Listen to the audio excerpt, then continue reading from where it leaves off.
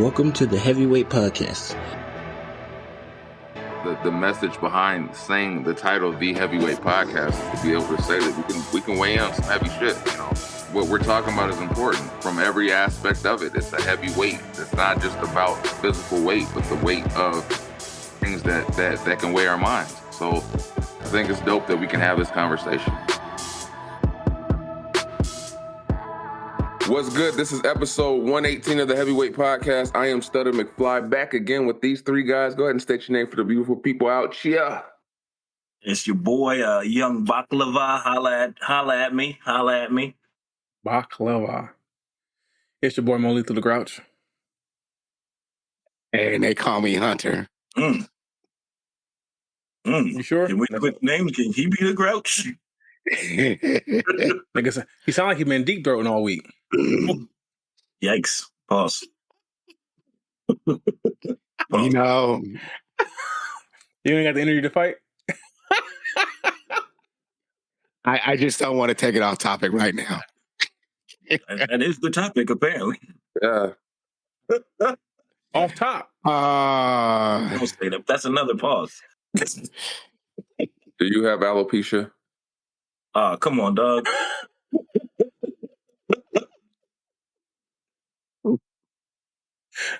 Is this a Jada moment? Oh, no, we don't need those right now. No. I think the world has given enough. I was just living my best life. There's a lot of women out there upset about Jada. I said, yeah, she must have really fucked up. You got the women mad at you, Yeah.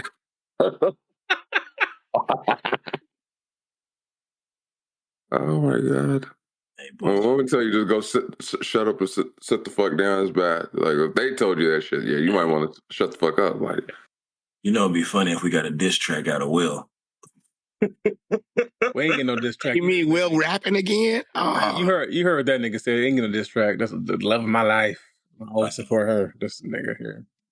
You know, I hate Mr. Wendell. We Yes. not gonna talk about you. it could be a setup for one of them. Just, You know, get her off baby and just body slam her. Like, anyway. Well, my week was good. Better than Will's. Well, maybe not in the other parts, but good, you know. You could say better than Will emotionally, because financially it wasn't better than Will's. Hell no. He shit. But I think I found a place I want to do comedy at, so that's a good thing. Dope. That's dope. So I got a little spot I can hit a weekly on the way to work. Just, you know. I did like the OnlyFans joke. I was laughing at that shit. I think I've developed it more too, and it makes sense. I did like that. Other than that, you know, just happy and counting blessings. That's all I can do. That's what's up. My week was more the same. Grind, don't stop. Can't stop, won't stop. I'm not going to jail like Puffy did. But Are you gonna dance like Diddy?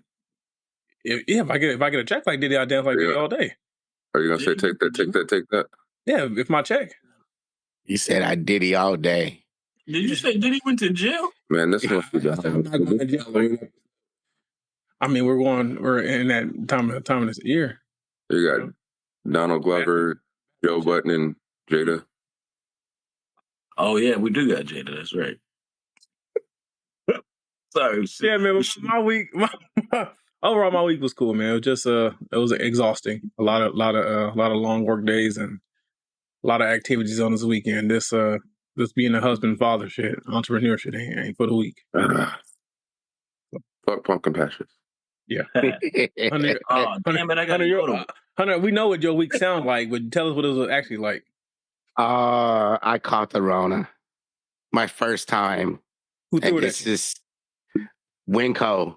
I swear that's where I got it from. My was whole Winco. franchise. I'm gonna break my whole franchise. Okay. The Paris store, I believe I caught Winco. Yes. I caught Winco. I caught Rona. So Winco, huh? I told you about going to get that fried chicken out that motherfucker. So did you go after work, or was this something where you just drove all the way from home to Paris? I got off at like 1:00 in the morning. and I stopped at Winco to get some food. And that was Wednesday. And Saturday, I woke up with a massive headache. So where'd you work? Like 6 hours that day? Yeah. Nah, he licked the doorknob or something because at 1 in the morning ain't nobody in there. No, bro. No. That you should have seen the people that were in that store. And then all the stalkers. That Paris Winco be popping in the middle of the night. It's Ethernet? I ain't never going that motherfucker down. I was so happy I didn't get a house in that neighborhood because I was like, this is some weird shit. Like that's right. That's what she wanted to be, huh? The house TikTok thugs and homeless. It's bad. I was like, ooh, I'm glad I didn't get a house over here. Right. So the people in there, and then all the stalkers were in there too. So I could have. Oh, stalkers! Like I was thinking, like, damn, nigga, were they having a meeting? In my head, I was like, how did you know? I saw a chick on one of the check stands twerking, and so her friend was shooting a video one night. I said, "What the fuck is this?" Like, check stand. I tried to find a TikTok. I didn't see it. Please tell me they were white. I would love if they were white. I wanted to see if I was in the video. Man, now you just triggered me. I was at the gym yesterday. I was at the gym yesterday, right? And I'm on the treadmill, and I'm like, at this point, I'm like 25 minutes in the treadmill. I'm tired of shit. And then the chick next to me, she just got on the treadmill. She got that motherfucker head like a 7 incline. She's holding on for dear life with one hand, and she on Snapchat with her other phone, like, and I'm like, and the angle, I'm like, bitch, I'm all in your video. This is disrespectful. Like, I'm minding my business. That's a fear of mine. I hope to never be caught in some versus video. Look at this motherfucker back here. Like, what the fuck? Like I'm just trying to get my workout in. Why am I in your Snapchat? That'd be the coldest shit when you see the videos or somebody's like making fun of the person in the background struggling on something. I don't want to be that guy. You like, oh, look at this motherfucker. Just like, you ain't gonna help me. You just this nigga die.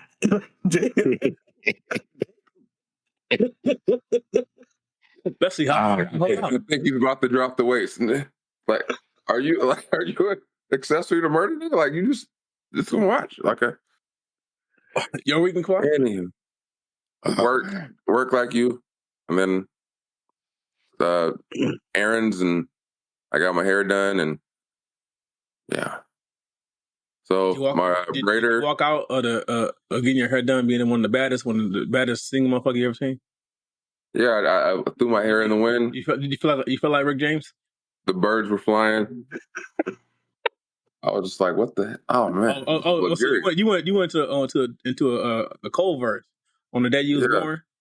Yeah, the sun was shining and there was no sparks flying, but you know what I'm saying. Just a random lady walked by that came out of nowhere and said hello, and I said, "Oh shit, thank you. Stay away." You know. Mm-hmm.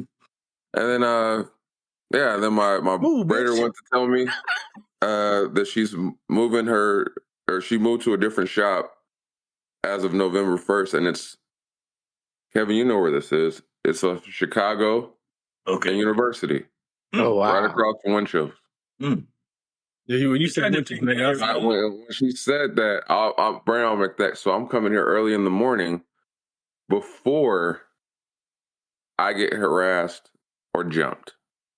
Yeah, because you know what area that is. Right across from Winchell. It ain't really a black friendly area. But which is crazy because it's right down the street from the university. Nah, yeah, it's a little. Stay on that side of the street. When she said it, I said, "Oh, so if I come get my hair braided, I'm gonna have to come early, first thing in the morning before I get jumped by thugs or harassed by homeless." It's automatically, yeah. The things you do. I don't know if you can avoid the homeless. They're there 24/7. Yeah. They're like, "What's up, player? I see you. You going in there, Winchell's?" Let me hold something. Hey, are we talking about the one that's right there also by Food for Less too? Yeah. Oh yeah. The cold part about the homeless, Kevin, is the cops keep moving them and they move back the next day. Yeah, they move right the fuck back. I mean, you try to gentrify right on top of a hood. What the fuck did you think was gonna happen? Like, it threw me the other day. I saw a kid on a scooter drinking a boba, and I said, "This is what they were trying to do." And then I looked right over, and there was a homeless motherfucker just sitting there laying on the street. I was like, "Well." I must have passed the same kid because I passed a kid like that when I was cutting through the street to get back to this building. He passed the windshield. So he had a scooter and a boba drink, and he was dipping. He had an electric scooter. He was dipping. Gentrification personified, because I was like, "What the hell? Like over here?" Like gentrification. I love it when it reaches all the way in the hood. When you see niggas in there drinking boba, like I mean, man, when you got brand new apartments and houses next to a mommy and me. I was thinking about whenever I was in the fucking barbershop, and they were like, "Man, I don't give a fuck what you say. I ain't drinking no cup with no fucking balls in it. I ain't drinking no balls." I said, "Well, he took that shit extreme as fuck. All right, he's paused everything." But yeah, when she told me, I said, "Shit." And then I went to my barber, and I walk into the original barbershop, and there's only one barber in there. He looks at me, he goes, "Yeah, he across the street." And I'm thinking, "Oh, okay, so you want to go get something to eat? He'll be right back." He's like, "Nah, nigga, he's across the street." I said, "Oh, like a different barbershop?" He said, "Yes." I said, "Oh, fuck." So I ran out of there, and because I usually book him in the app. So I looked and I saw he had an updated location. I was like, "Fuck, let me hurry up and get to this other barbershop." And I hit directions. That shit literally sent me right across the street. I said, "This nigga was in line. He's literally right across the street." So I drove over across the street, and I'm like, "Fuck!" Like, and I tell him, and he was like, "Oh yeah, man, yeah, we all bounced up out of there, man. God don't like ugly." And I'm like, "Oh," but I didn't notice there was no barbers in there that I recognized. I said, "Shit," like, but that was bad for business. Yeah, so I don't think that barbershop's gonna be in business too much longer. Yeah, when someone says God don't like ugly, and they're all going, yeah, you're like, "Oh, some foul shit." Yeah.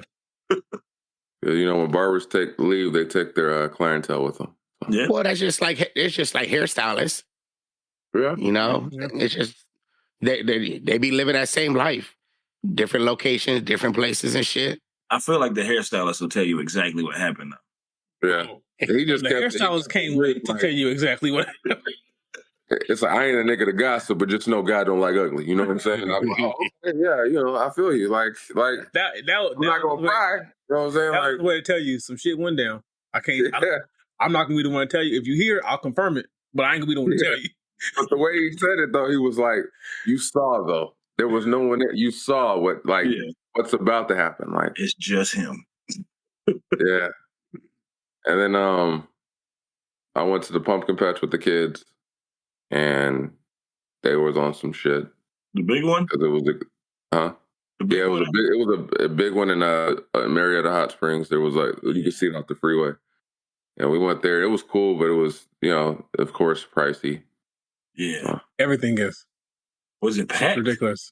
It was packed. It got packed to a certain point, but it wasn't like, I'm going to end up like Hunter shit. Like, everybody kept their distance. You know what I'm saying? Because that was my biggest concern. Because, how much was those tickets for them rides? It depended on what you got on. Like, there were certain ones that were simplistic, and it was just one ticket. Because, like, you just pay for the ticket. That's the thing. You pay for the... So I paid $40 for tickets for them to ride. And I said, you better, spend wisely. You got 20, you got 20. Make it happen. Yeah, like, spend wisely. But there was some, like, the big ones had, like, 4 or 3 tickets. But, like, the ones I was, like, trying to, like, teeter them toward, I was like, this is just one ticket. I mean, you could keep going on this motherfucker. Like, and they just kept deferring to other shit. I said, but these ones specifically are just one ticket. Like, you get more out of your you want to go on this and all that. Fuck. And this thing is like when their cousin comes to play, they be like, "Oh, well, she's doing this." I'd be like, "Well, shit, you would think wisely." Like, so you should have said her mama paying for one. Yeah, think wisely. There's 2 of you. Like, shit. Because I said, I'm letting you know I'm not buying more tickets. This shit expensive. Yeah, Yeah, I know. I was there. I said, shit, fuck this. One of the regular old pumpkin patch. Hey, I'm glad I missed out on that era. You missed out on pumpkin patch? It's not. No, you got to remember when my boys were growing up, pumpkin patches weren't like they are today. Oh, no, not like they are now. I was like, they existed. Yeah, they were literally just places where you go buy a pumpkin, and that was it. That's true. Stater Brothers Park. Now it's full on mini fair. Mini fairs and shit. You know. Get that bread. But, I guess everyone said their weeks. Yeah. So it's to the shenanigans. The nitty gritty. To the shenanigans we go. The first topic: do you take self-care days, and if so, what does it look like? Yes. I'm almost scared to know what they look like for you. No, mine are actually the last one was the one I went to Phoenix. That might have been a little bit drinking, but it's fun telling jokes with people, you know. But a lot of times it's just golf outside, just quiet. Rich people activities. No, not just the range. That's $6, man. So were you?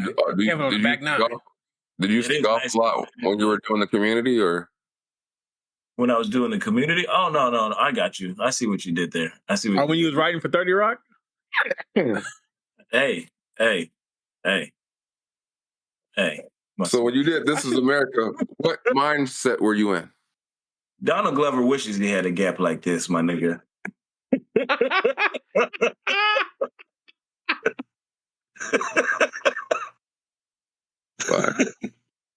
Well, that's what my self-care looked like. A lot of that shit. Fucking actually chilling. I like to, I guess, entertain sometimes. Not like a whole bunch, just like family and shit. We'll cook and then sit out by the fire too. Just quiet. I think I like quiet. Yeah. I don't think I could do those type of days at my house. What? Family at the house?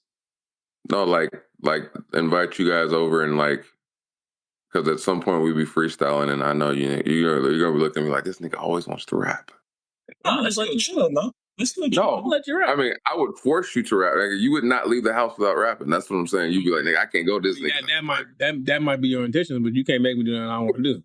But I might bit and piece video together other night and make you rap. You know what I'm saying? Like, you were like, nigga, I wasn't even rapping. Like, oh, you rapped. Oh, stitched it. You start getting hit up. You start hit up, man. You nice, man. Like, nigga, I wasn't even me. I didn't even rap. Like, oh, just random moments he put together. I thought about similar, Kevin. I like solitude when I'm trying to like just recoup for myself. I like to be just left alone. I prefer it in one room that's about 69 to 70 degrees. And let me just, I like to be in. Is it a dark room or is like as dark as I can get it? Really? And just let me have my video games and my anime and I don't know why about shit. When you say that, I think like a dark room with like a red neon light glowing in the background. A Navy shit, and then like angry, like just like an angry tone. Nah, all I need is just a light from the screen. I used to have blackout curtains in here, and then I took them down when I kind of redid the room. But I bunch of guns. A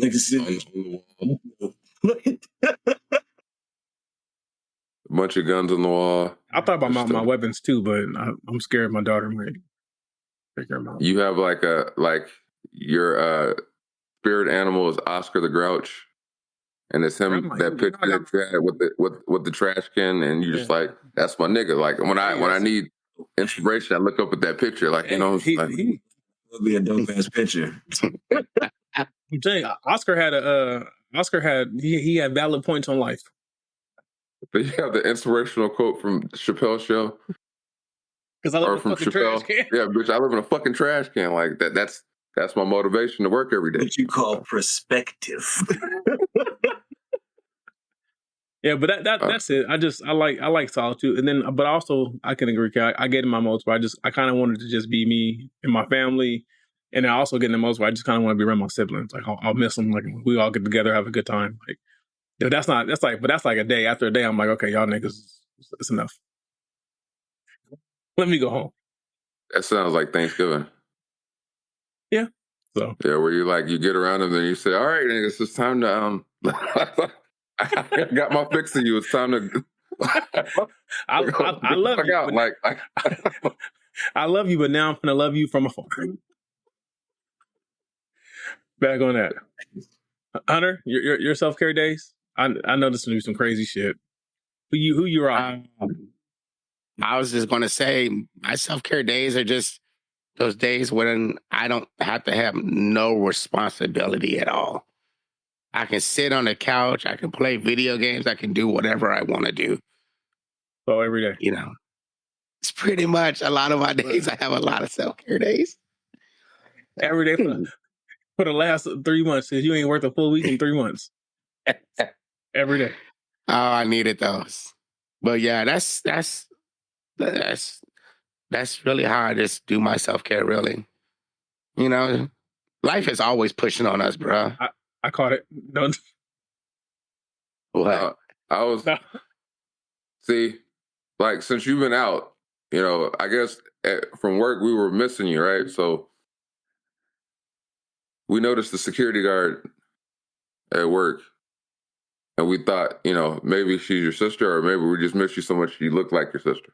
Oh shit! Aw. Oh, Kevin. She looked like that. She looked just like him. Don't do that. Don't do that to him, bro. I will say she has that same mean look. I was like, God damn, like, why are you so mean? The only difference is in the little soul patch. No, she ain't got that.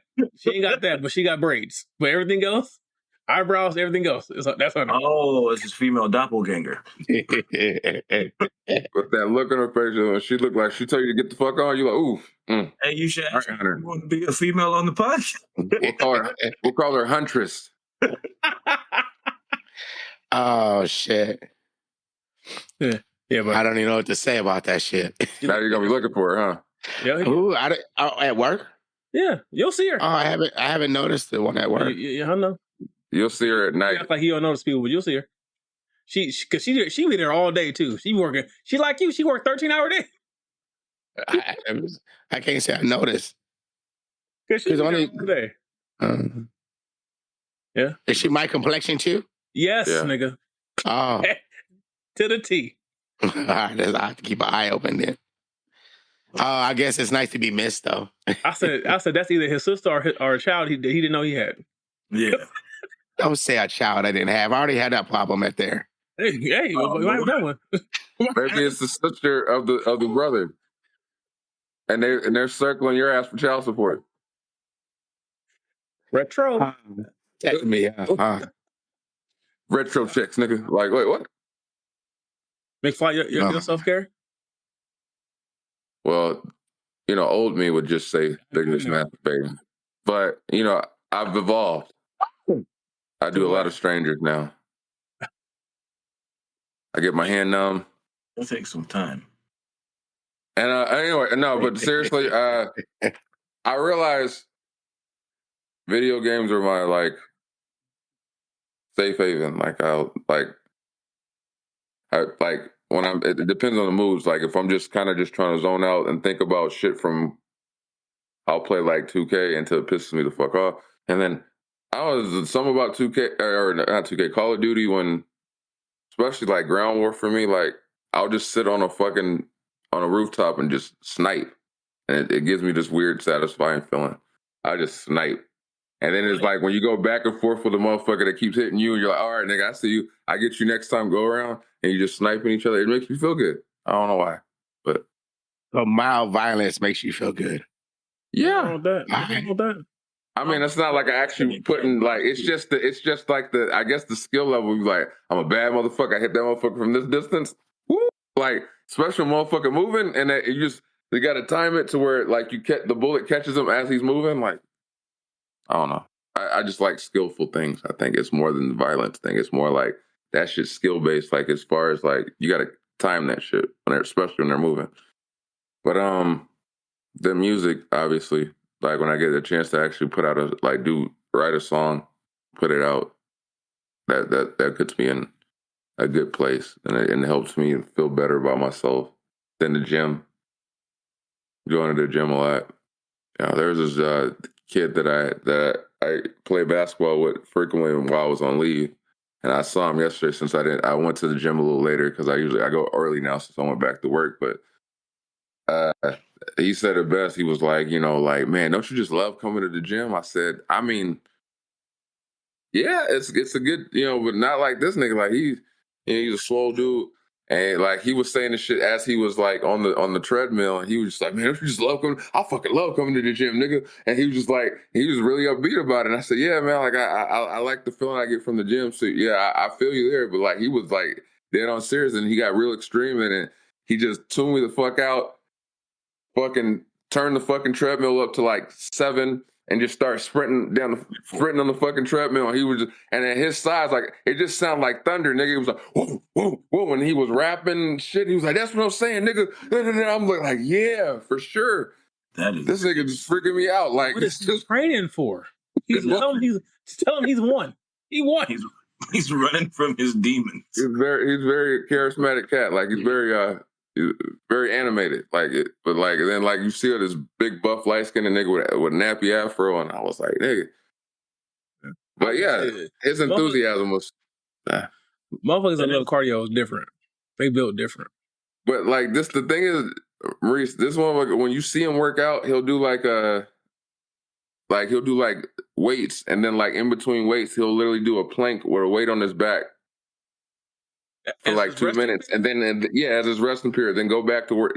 And like he's swole, but then like randomly you'll see him just like start chopping up with somebody, and then like, I'm about to go hit the treadmill for like 30 minutes and just, and then go back to doing something else. I said, this nigga's on it. Like that's his solitude, man. He be in there like, "What's up, bro?" Like that is he feel at home. That's his thing. He feel at home.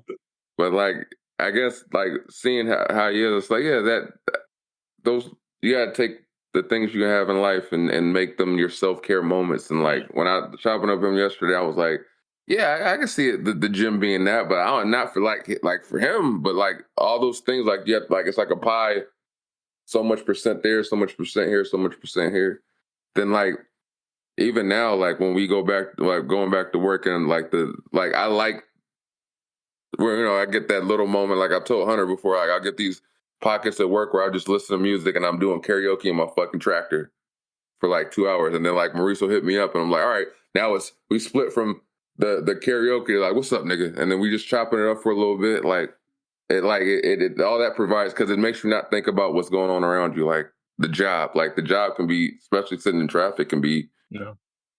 So like you got to find the little things and make them like uplifting. I had a full Jodeci concert yesterday. I'm saying, like, you gotta find stage, nigga. You gotta find the little bits, man. Like I said, like we say on this podcast all the time, it's the levels to this shit. So you gotta find the little things that you can take solace in, and just be like, you know what, this is what I like doing for this moment. This is what I like doing for this moment. This is what I like doing for like. So. But I asked that question because I think it's important that we as men and everyone you take those days to kind of reset, rebalance, get back and focus, because like life is rough as is, so yeah, sometimes you need to recharge, man. Hey, while I was dealing with COVID, the wife said, "Hey, you look refreshed," and I was like, "Really?" She's like, "Yeah, but just being off and not caring for a whole week." Mm-hmm. I did that for 2 months, Hunter. I know. That's light work. That's light work. That shit was very difficult to get. It's like when you're thinking about you're not doing shit for 2 months and you're getting a check and you're like, I'm just going to the gym and coming home. And how do you think I couldn't even move for the first 2 months of my 3 months? I couldn't even get out of bed because I had a cast on. I was literally leaving once every 3 weeks to go to the doctor, and that's it. I wasn't leaving the house for nothing. And then when I had to get back to work, I said, hold on, Pim, I don't watch every episode of A-Team, and I'm caught up on all my shows. I got to actually go out here and do some work. The check ain't coming. This is what the welfare class feels like. Okay. Just collect the check and just do what the fuck you want. I said, oh, man. It's nice. They got it good.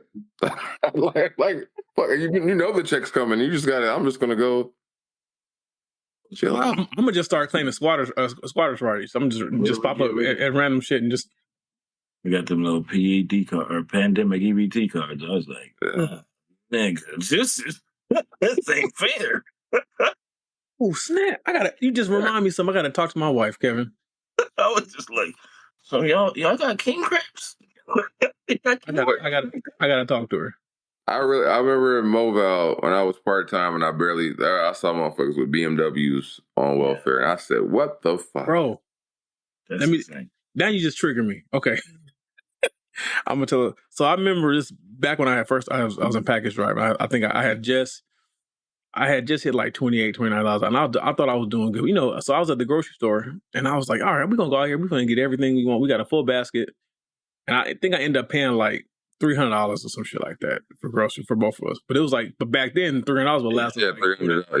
Yeah, it would last us like 2.5 weeks. So it wasn't like today. It was, you know, so what I'm it's like $500 now. Yeah, right. So, but the lady in front of me, she had 3 baskets. I was like, what the fuck? Okay, but she had like 3-4 kids. I said, okay. So she literally ran all that shit through. I think her tab was something like $1,300-$1,400, nigga. She wiped off the D card. Ooh, slide it went through. Walked out. She's parked right next to me in a goddamn G-Wagon. And I'm looking at her like, I go to work every fucking day. Yeah. And I just spent about 30% of my check. And I'm driving this old ass car. I said, here you are with a brand new goddamn G-Wagon. You got $1,500 worth of groceries that you didn't pay for. I felt salty as a motherfucker. I was like, I was hating at that point. I said, man, fuck it. I was mad as shit. No, because you got to understand. Now that you understand, she was paying $2,000 a month. Motherfucking. Like, but even then, though, like they're pimping the system, and I'm like, shit. Like now, it's like, how the fuck? Like, it makes me feel like maybe you're not like you know that meme where it's like maybe if I go to work and do this, and he's painting his face as a clown. That's that moment. Like you be like, man, I'm doing all good, and then you like maybe if and you see somebody do some shit like that, you feel like a clown. You're like, goddamn, like they're shit. No, I don't feel like a clown. You ain't got a $2,000 a month car payment. No, but it just. It's all they put them niggas in there to be like, oh no, you'll buy some stupid shit. Here's some food. Yeah. Anywho, I guess moving on. How would you deal with your kids' friends that have been or that have a poor family dynamic, like the family doesn't feed them properly or care for them well? That one, So I want to, like, what's the situation with the family? Is it like they can't afford to do these things, or they're just neglecting the child? Because I think that, and that's what I don't know. It's like different scenarios with that shit. Like if they're just, I don't see no scenario. If you feed the kid, doesn't matter. Yeah, but but I think what he's saying is because I mean, most of us have had experience where feeding us was just beans and rice, and there was times where we had to wait until shit hit for that to happen. So everybody get a little less of beans and rice. I mean, it depends on it depends. That's what I'm saying. It depends on the situation. Now, if it's a case of where like they're just struggling financially when the kid comes around, yeah, I mean, I would, if we eating there, get a plate. What situation could you be that you would not feed a kid? I wouldn't feed a kid.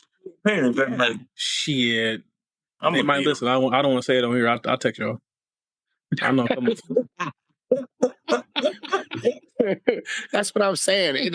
There's no situation to where you wouldn't feed a kid. It doesn't matter. I don't know because I've had some kids. You know them kids where they see fruit, they just want to eat all your goddamn fruit, and it's like, all right, nigga, you 3 bananas in, we done. You ain't getting no more fruit in this house. Like, no, because your parents, I'm about to send your parents a bill because I know they got it. You're not finna come here and eat all my shit because my kid need food too. So that's the situation where I would not feed the kid. But if they're hungry, yeah, come on, we got some food here. Go ahead. Yeah, get some to eat. On that, I'm not going to deny a kid. But I'm like, do start inviting them over for dinner and shit? You know what I mean? No, I'm not going to invite them over because I don't want to feel like I'm intruding. But if they come through, but kids are smart. They know. Oh, if I slide over here, I'm gonna be over here around 5. I'm gonna eat for sure. They're gonna let me eat for sure. And so I wouldn't deny them, but I don't think. I think my problem with the question is like I'd have to know exactly what's going on at home because if something's like not right at home, then I think you gotta. And that's where you gotta kind of reach out and be like, hey, what's up? Because that's where I'm saying, like how you said, if they're always over there, like there's got to be a point where you got to be like, hey, everything cool? Like, and that's a hard one to approach because you're talking to somebody else's kids. Yeah. Like, and you don't like, I don't know, like, do you go to the house? You can't, I don't know if I'm gonna let my kid over there if they ain't even feeding their own kid, right? You know what I'm saying? So, I mean, but if my kid is over there playing, it don't matter. Even when she get home. Because I thought when you, No, I don't mean like I that. thought about that because I had friends in like middle school and high school where like I knew their parents was like were cooking a certain thing that I like, and I would just show up and they would feed me. So like on that, but it wasn't like I wasn't gonna eat at home. I just didn't want it. I wanted what they had over there. Yeah. Like Dave Chappelle said, I wanted that goddamn stovetop stuff. It wasn't that I wouldn't have no food at home. I just wanted to eat this. So, you know. I guess more on what I'm asking is like, how do you approach that? Like, so say it is that kid who is coming over all the time. And you're like, this has been every day for like 2 weeks. Like something's up. Mm. Like, I don't even know how you like broach that. Like, how would you even approach that? I personally think the first action would be to talk to the kid's parents. Because talking to the parents, I think you might get a feel for what actually is going on. And then, because I don't want to be like, oh, call CPS, because that's a mess within itself. Yeah, I'm not trying to rip no families apart, but I think if you talk to the parents, you get to understand what's kind of going on. Then you can kind of help, like indirectly, type. You know what I mean? So what if they're inaccessible? Like they're always one of those like they're working all the time, or they're just I don't know. I don't know, man. That's a tough one. That's tough. Yeah, that's tough. I don't know. You're like, oh, y'all niggas are just out here. I mean, if you working all the time, slide me an extra $200-300 a week. I'll feed your kids where you going, nigga. They slide through. He said poor. Eat good. He said poor. He talking about getting them extra money. He said they working all the time. Right. You can still work all the time and be poor. Then slide me that EBT. Yeah. I mean, but if they work, I mean, you can at least stock Hot Pockets and pizza rolls or some shit. Then we had this conversation about the motherfucker that was working every day was still homeless and had a Planet Fitness membership and oh yeah, but he ate every day. Yeah, he didn't have a rent either. You know me. That's why he ate every day. If I know a kid's family is struggling, yeah, I will always feed them. What if they're not? I don't care what their struggle is exactly. If I know they're struggling, be it no money, no. Venus is struggling.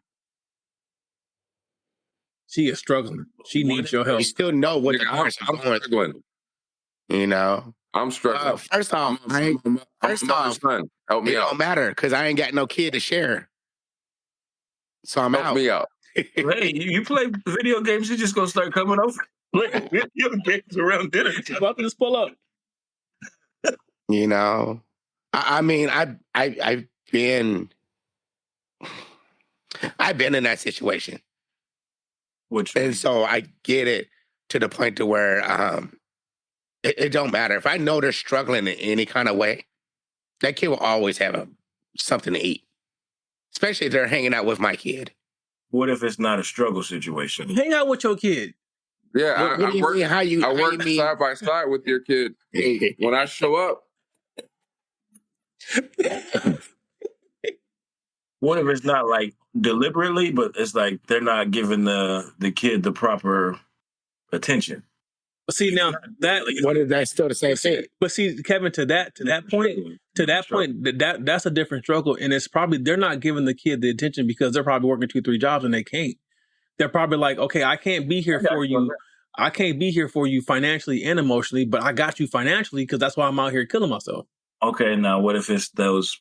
There's people who have kids where you're like, you ain't paying attention to your kid, and that happens, right? Like they're too focused on the social medias and shit like that, or they trying to. They just a bad parent. Nigga, that's just bad. And that one, like, I'm like, I don't want to be like, I don't know if he's overstepping, but I'll be like, yeah, you can come over here and whatever, because I'm not gonna go talk to your mom. I see what she's doing. I mean, here's the thing. Like in that scenario, yeah, I agree. Like, yeah, you can slide through, come over here, make sure you get some food and all that. But like that. Like if the parent is active and they're just not paying attention to the child, that's fine.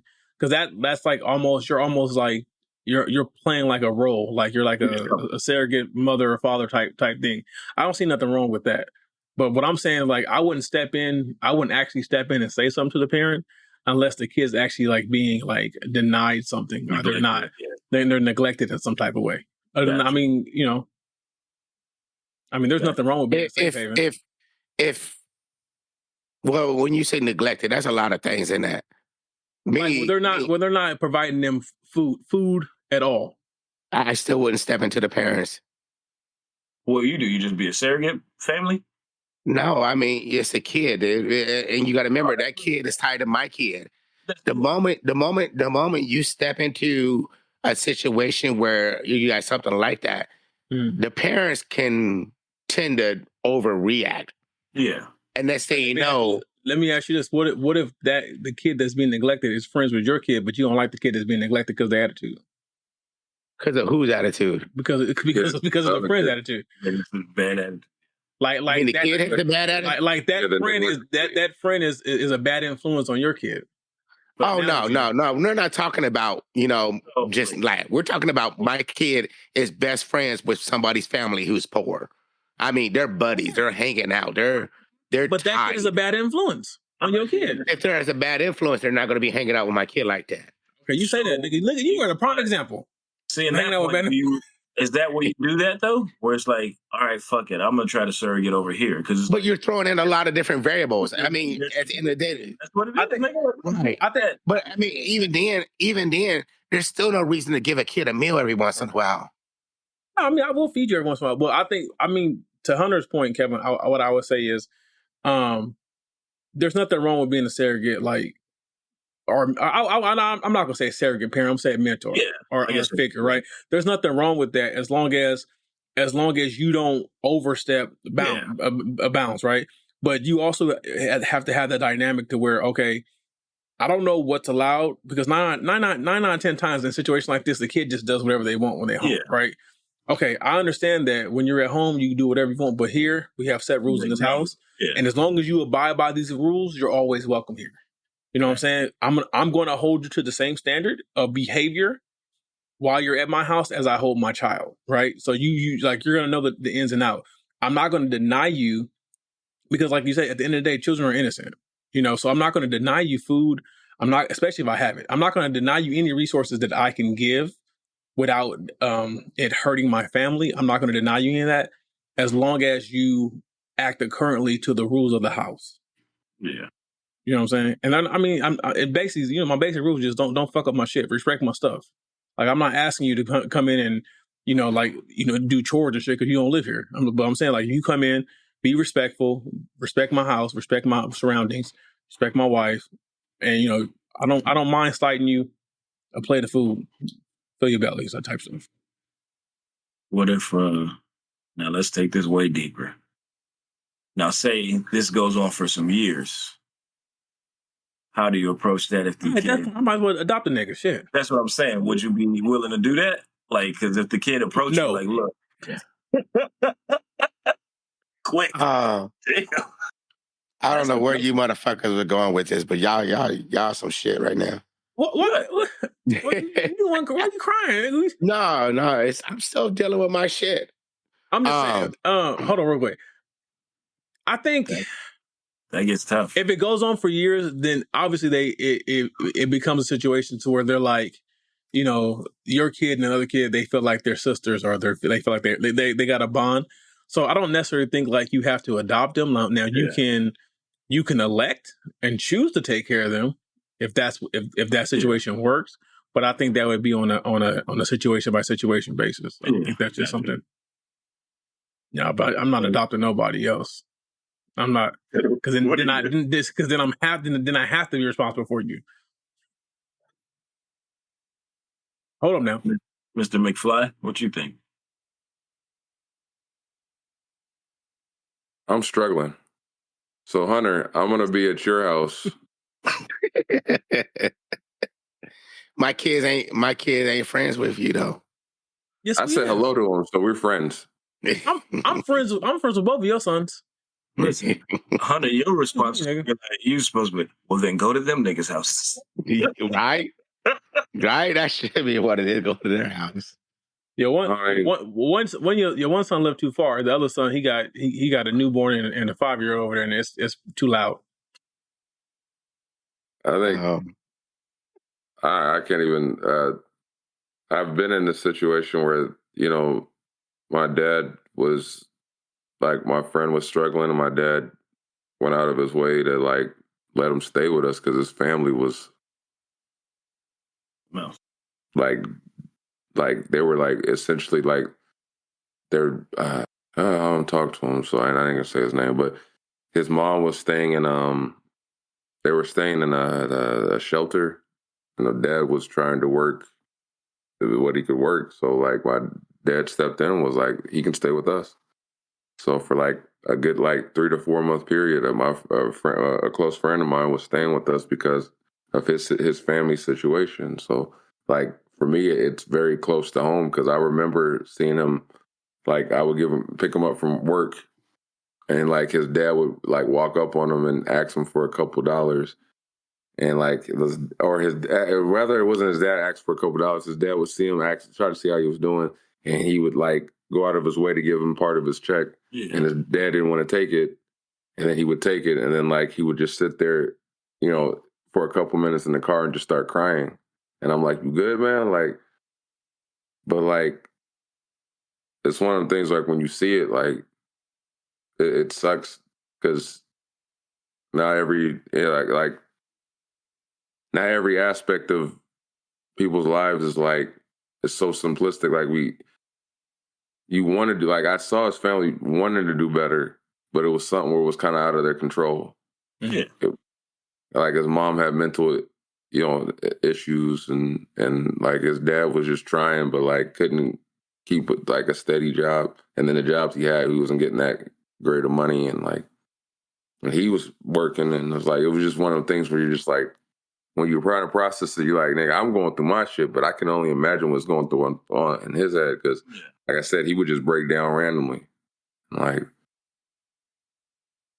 for me, like to watch it, like to see my dad willing to step in and say, I see your situation. He can stay with us. Like, and he was in charge of the rent or nothing. He was just like, just respect my shit, clean up after yourself. That's all I ask. Like, so it's like, I just think that the degrees of it, like for me, seeing it firsthand, it was like, for me, it's weird and selfish because at the time too, like he was like a brother, so it was like kind of having a brother, like getting to have that brother experience.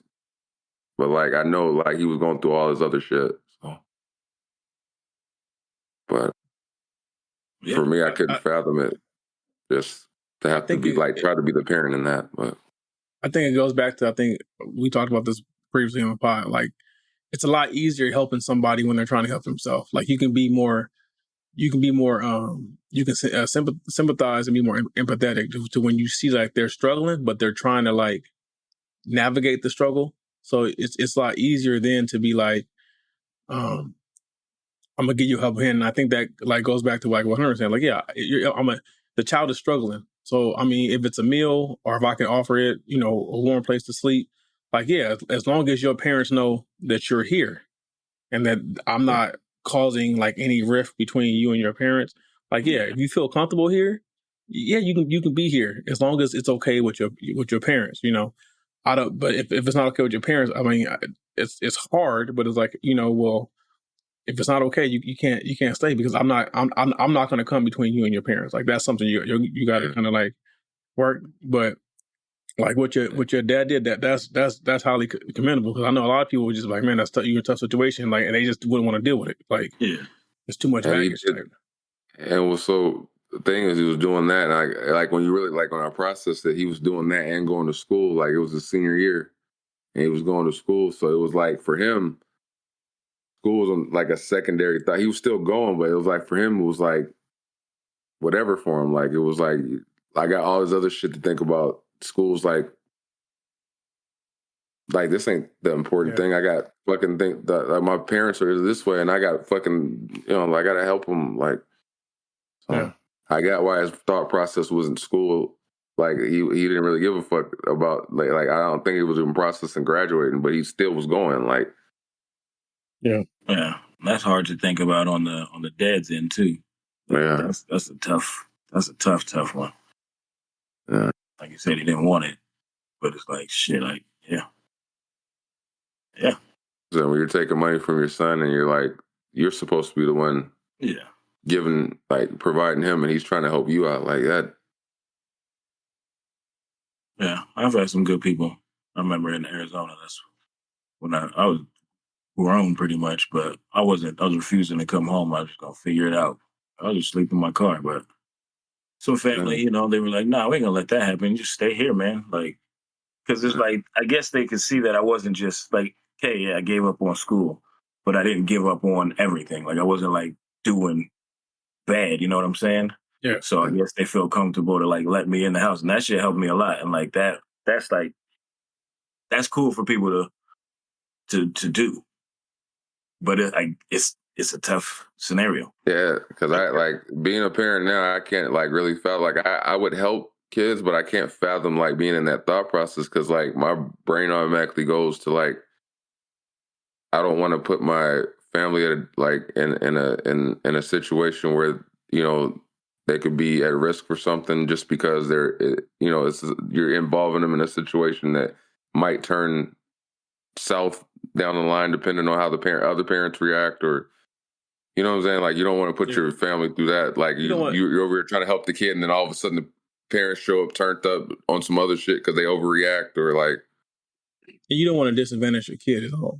Yeah, and then that's like the Kevin.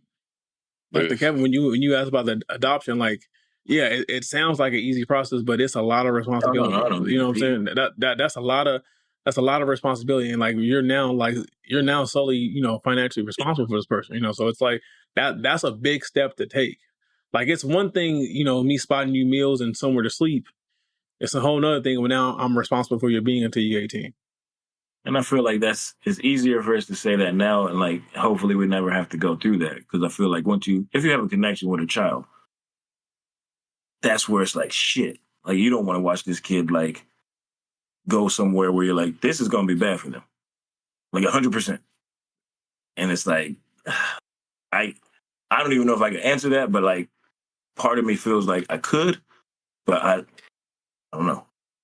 That's because love can't go deep. Like you don't have to be blood to be loved. We say that shit all the time. That just made me think because like my dad did that multiple times. Like it was kids like would pop up in our house and it'd be like they're going through some shit at home, and my dad would let them stay with us. And like, yeah, you see it. Like, yeah, like he just used to like he would reach out to these kids.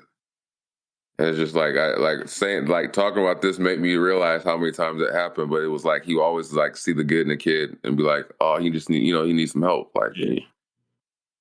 Little guy. Coincidentally, I pulled a gun on one of them niggas. So, that nigga kept fucking with me. And I knew where my dad's gun was. I put a gun on that nigga. I said, you better stop fucking with me. And then like he told my dad, he's like, he pulled a gun on me. He was like, well, like, what'd you do? I was dead, so I said, nigga, you better stop fucking with me. Like, I will fucking, like, anyway. Next topic. Is there value in mentorship? I think there is. Good mentorship. Yes. I mean, even bad mentorship, if you can spot it. You know what nothing. Like, really, you learn that later after the bad mentorship has happened. And then you find I don't know. Let's ask Hunter. Hunter, have you learned? What? The living a life of crime is not what it's meant to be? No. But they have a mentor in that. Because I remember in high school, they tried to have a mentorship program, and like the motherfucker, they got me. I was just sitting there. Everybody else had a mentor, and I'm just sitting there, and they're like, "Oh yeah, he's running late," and I'm like, "That's not a good look." That's my mentor. when we talk about mentor, I don't look at it as the public or something that you're going to. I look at it more as somebody you looked up to as almost like a father figure. It's like the Big Brother program. You remember the Big Brother program? No programs. I'm not talking about the program stuff. The program stuff always gets weird. Yeah, but I'm talking about But you're in somebody's but, life like that. But sometimes you ain't got nobody in your life to be looked up to as a father figure. Sometimes you just isolated. So I'm like, so I mean, I get the use of the programs, but they're not the. I get them. They're beneficial, but yeah, there is value in it. But you're gonna go through a whole lot of shit and those kind of things. I've had the unexpected, unofficial mentors where you really realize it. Like when me and my dad would fall out, there was a dude at work, older dude, and I would unintentionally ask him for advice on things like that you would ask your father about, and because he was older, he would give the advice. So you would before I realized I was seeking him out anytime I had something I was trying to figure out. So it's kind of like an unofficial. Is that what we're talking about? Thing like that. That's the way I look at it. That's the way I look at it. But you're older. I was talking more. The question was more I thought the question more got it for youth, kids, As an adult, yeah, you can seek out older people who has experience and they can, kind of mentor you through their responses. But I'm talking about as children, they don't have access to, and they can't really determine who's good and who's bad. Age we're talking? Maybe 8 and older, 6 and older, at least old enough to, know. So at that, something. I don't know. I don't think I had a mentor like that. At that age, I feel like maybe teenage and shit, when you start developing and getting into a spot where it's all right, you're gonna start making decisions that are gonna that can alter your life. At 6 and shit, I'm be a kid. That's all I can tell him as a mentor. Hey, be a kid, dog. Yeah. Because for me, my dad was my mentor throughout my adolescence. He did a good job of keeping me on a balanced path to that. So I didn't really have outside mentor this until I got older. Because he would be he'd always hit me with my dad was my dad, but he would just kind of be blunt with me. He was a military dude. So he'd just be blunt. Hey, nigga, if you want to do this, you better be serious about this. So if you want to take this path, this is your life. He wasn't more on some just a parent thing. It was more straight up. If this is what you want to do, this is how you got to pursue it. So if you make this path, you're going to end up with these consequences. And I was that was big for me growing up. But I didn't once I found outside mentors, it was more when I hit 18 or 17 and I was seeking out guidance from people that may be in the field that I was trying to do. All right, I know for sure I want to be a rapper. So I would talk to Tajor and pick his brain, or it was one of the things where when you start all right, this is what I for sure want to do. You start picking people's brain, and then they start giving you the guys nigga, don't fuck up and go this way.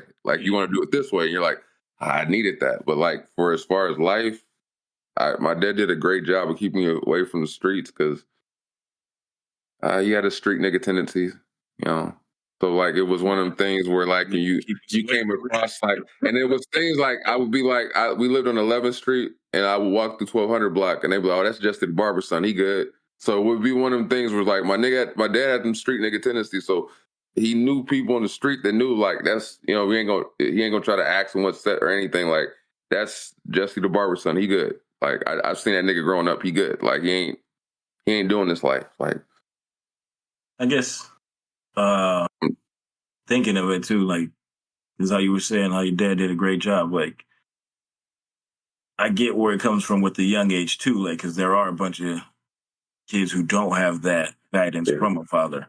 So and that's the thing. Shit. My dad was that for other kids. Yeah. So I was he's over here giving them mentorship while he's telling me the same shit. So we're in a group and he's going, look, Vernon, look, so-and-so, look and he's telling them guidance because they didn't have their dads. And my dad was that for a lot of my friends because their dads weren't in the picture. So when I'm growing up, I have a group of friends and we're all seeking guidance from my dad. So so my dad was that dude in the neighborhood. He was the one that was whooping Vernon. Yeah, I'm gonna say your name, nigga. He was the one whooping Vernon's ass at the plaza because he didn't. And then he would tell his mom, "I whipped your son's ass in the middle of a mall." And she said, "Well, he deserved that shit because it was because he grew up in the South. It was one of those things where you can everybody get it. Yeah, everybody can get it. 20 beatings on the way home, then get it. You see so-and-so's son doing bad, then you're allowed to be, because this is a neighborhood, a community here. when we know he doing bad, we go make sure that we check him too. Like, so it was that kind of thing. And then I remember him like, man, I ain't going. Your dad did this to me. I'm like, hey, man, I'm like, hey, like I remember being in the middle of a warehouse music store, and my dad was like, y'all got 5 minutes. If I don't meet you over here by the nacho cart in 5 minutes, I'm whooping someone's ass. And like it kept getting close because we were playing the little video game display. And I said, look, Vernon, we might want to like take off. He's like, no, man, your dad ain't gonna do it. I said, I'm gonna go ahead and leave. So I left, and then he was like, where's Vernon at? I said, he said he was just gonna stay. Vernon came around that fucking corner like 5 minutes later. He whooped his ass. I said, woo, shit. So my dad about that life, bro. Like he ain't bullshitting. Like I remember he was crying. He's like, your dad just. I said, hey man, like my dad say to do it, nigga. You better like. He warned you. He warned you. And he told his mom too. It's like I did that shit. Like he said, Vernon, you didn't do it. I said, yeah, hey man, that's the way he grew up. Like if you see someone else's kid doing bad and you see it on your watch, you can say, hey, I'm about to check him. I'm like, I don't know, Mo. I think we've gotten away from that in these times, but hey, that shit worked. Like I remember them kids was in check. Like, hey, you don't fuck around. Like, shit. I got a good rapport with my neighbor. We watch each other's kids, but nah, nigga, you gotta put it on my child. Call me. I'm shooting, nigga. I'm coming in shooting. That shit, and it's like it sucks because like when you're around that environment, you see like the hits and misses. Like you see the kids that ended up actually getting falling through with it. Then you see the ones that ended up in prison or dead. Yeah. But like when you see that person trying to be that mentor for them and be like, I'm trying to catch them before they go down that path. Like different. That shit. Rest in peace, Dad. So, yeah. any other mentoring advice or takes or no? I'm just saying, if you're going to be a mentor, just do it. Most of the time when you're a mentor, you don't even know it. Yeah, because apparently I've been mentoring your ass. What? For what? I have no idea. It ain't to grow height. But no shit, because I can't grow no more, motherfucker. He's not as grumpy as he was when we first met him. He's gotten a little better. Oh, how the fuck you mentor him on that? Hunter, I saw that one dude that ran that did the Vegas run that knew Arnold as well. Yeah, and I asked him, and the way he answered, I feel like he knew more than what he was saying, and he just didn't tell me. I said, because I was like, hey man, what happened to Arnold? He said, oh yeah. He's like, you ain't call him? Like, oh, I don't know, man. I ain't seen him, but like his look was like, I know everything, but I ain't telling you shit. Like, I respect it. But I was just curious. I was like, man, he was like, oh yeah, you just didn't call him? Like, and I was like, oh, this nigga knows something. He's just not gonna tell me. He didn't spill the beans. Because as soon as he gave me a side look, like, nigga, why are you asking? Like, I said, well, I just figured you know him too. Shit. Well, I'm not trying to pry. So, but yeah. Anywho, next topic. Wait a minute. Never mind.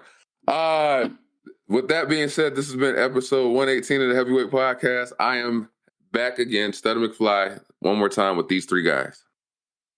Young Baklava Glover, apparently. Hey, I meant to tell you, you look like a ghetto Red Bull commercial. Oh my God. Here's your boy Molito, the Grouch. We just come to party. And they call me Hunter.